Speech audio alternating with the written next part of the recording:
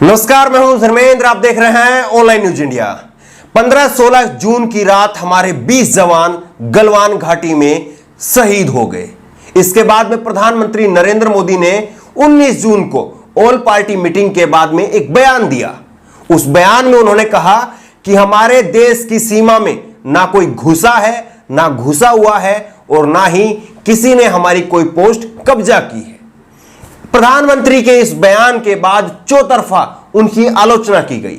यहां तक कि पूर्व प्रधानमंत्री डॉक्टर मनमोहन सिंह ने भी कहा कि जब आप रक्षा नीति के मामलों में बात करते हैं, जब आप विदेश नीति के मामलों में बात करते हैं, तो शब्दों का चयन बेहद संजीदा होकर के कीजिए। यह पूर्व प्रधानमंत्री डॉक्टर मनमोहन सिंह ने नरेंद्र मोदी जी को कहना पड़ा।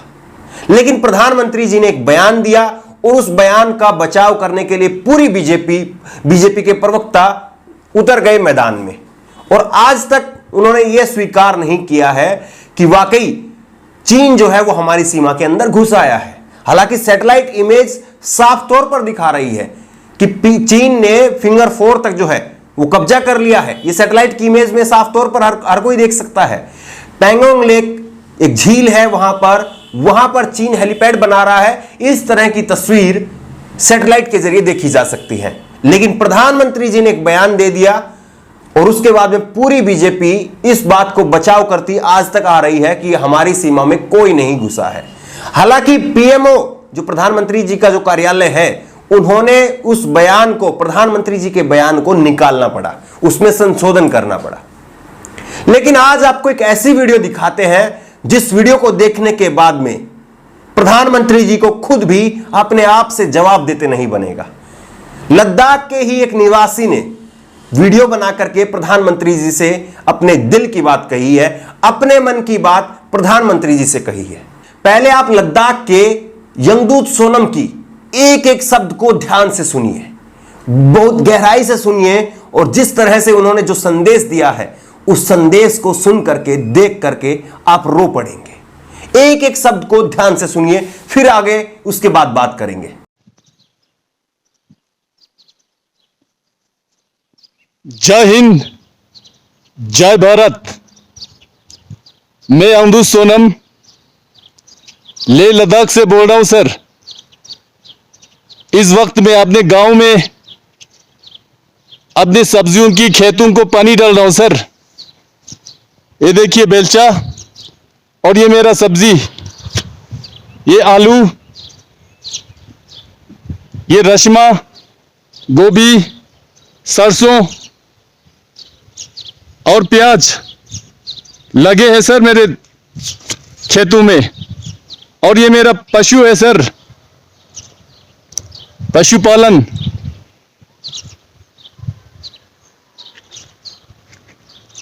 ठीक है सर।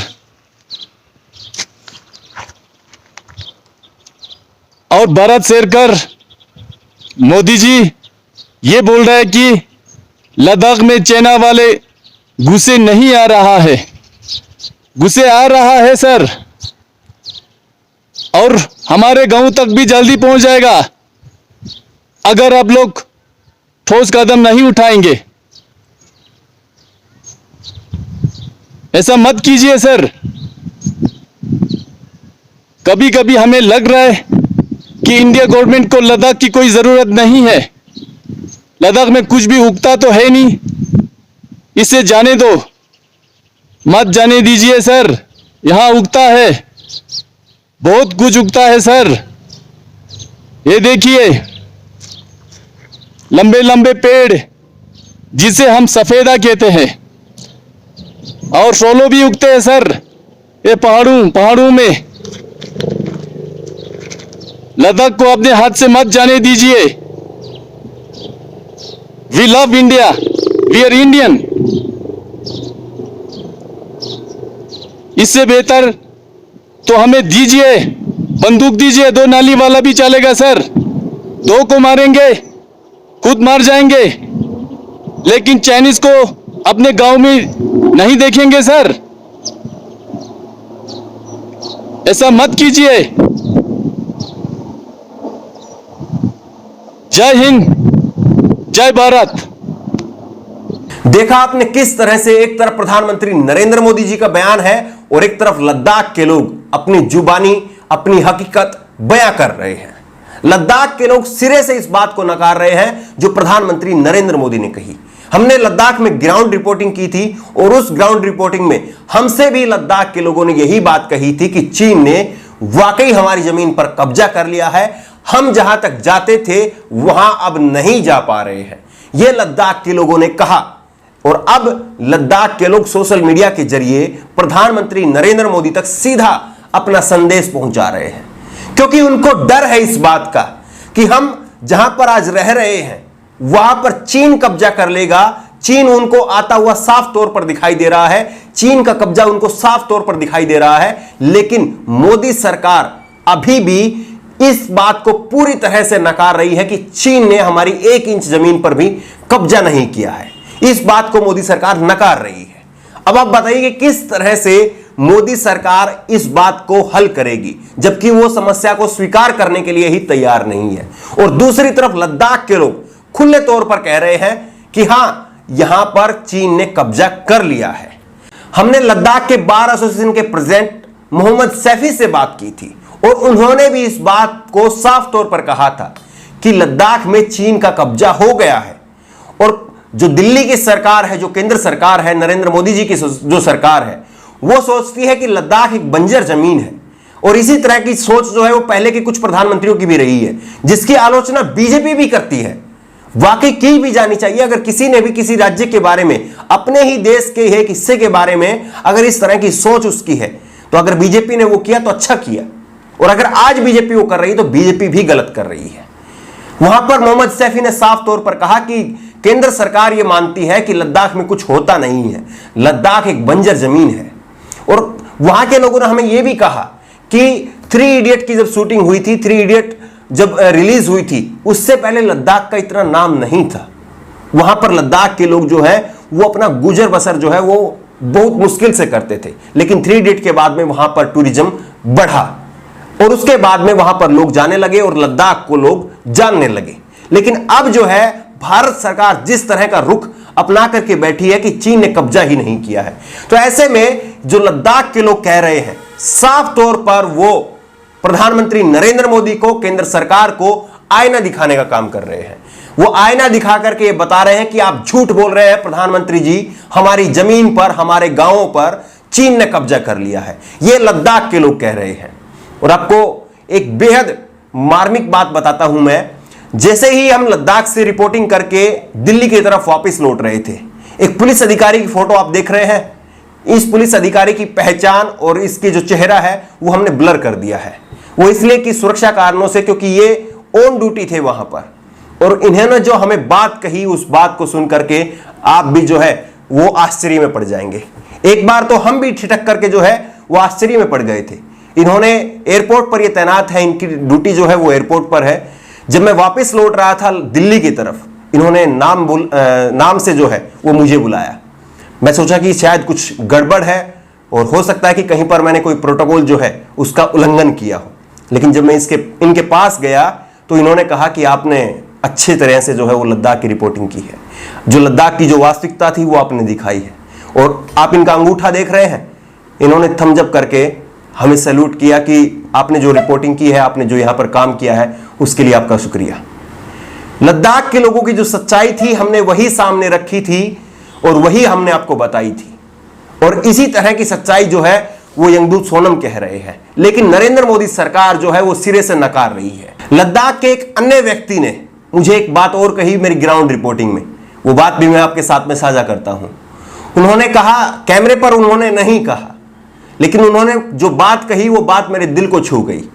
उन्होंने कहा कि जब हम दिल्ली जाते हैं या दिल्ली से कोई लोग यहां पर आते हैं या देश के दूसरे हिस्से से कोई लोग आते हैं या हम कहीं और जाते हैं, तो हमको भारत देश के ही लोग हमको चीनी समझते हैं। सोचिए कि जो लोग आज ये बात कह रहे हैं कि प्रधानमंत्री जी हमें बंदूक दे दीजिए, हम चीनियों का सामना करने के लिए तैयार हैं, जिन्होंने कारगिल के युद्ध के समय में हमारे देश की सेना की फ्री में सेवा की थी, फ्री में उनके लिए सहायता पहुंचाई थी, उन लोगों को हमारे देश में लोग चीनी की नजर से देखते हैं कि ये चीनी लोग हैं। क्यों ऐसा हुआ है? क्योंकि यहां पर नेता खुलेआम मंच से कहता है, खुलेआम रैली से कहता है। हमारे प्रधानमंत्री जी ने यह बयान दिया कि हम कपड़ों से पहचान लेते हैं, हम वेशभूषा से पहचान लेते हैं, हम शकल सूरत से पहचान लेते हैं, हम दाढ़ी टोपी से पहचान लेते हैं। इस तरह के बयान जो है यहां पर खुलेआम दिए जाते हैं और इसी की वजह से जो है इस तरह की धारणा बनाई जाती है लोगों के बारे में, उनके कपड़ों के बारे में, उनकी वेशभूषा के बारे में, उनकी दाढ़ी और टोपी के बारे में।